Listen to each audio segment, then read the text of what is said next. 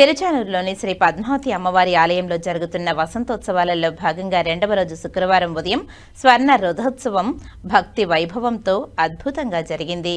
సిరుల తల్లి శ్రీ పద్మావతి అమ్మవారు స్వర్ణ రథంపై ఆసీనురాలై భక్తులకు దివ్య కటాక్షం ప్రసాదించారు.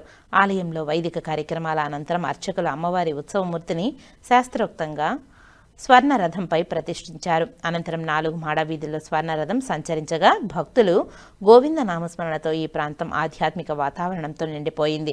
ప్రత్యేకంగా మహిళలు భారీ సంఖ్యలో పాల్గొని అపార భక్తి శ్రద్ధలతో రథాన్ని లాగడం విశేష ఆకర్షణగా నిలిచింది.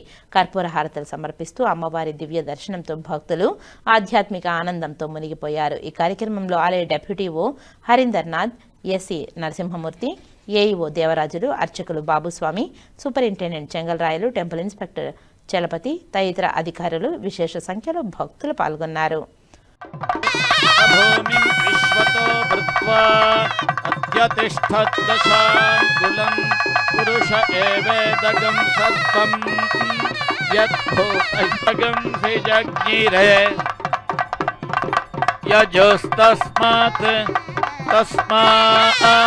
तस्मादाबुच्येते ब्राह्मणो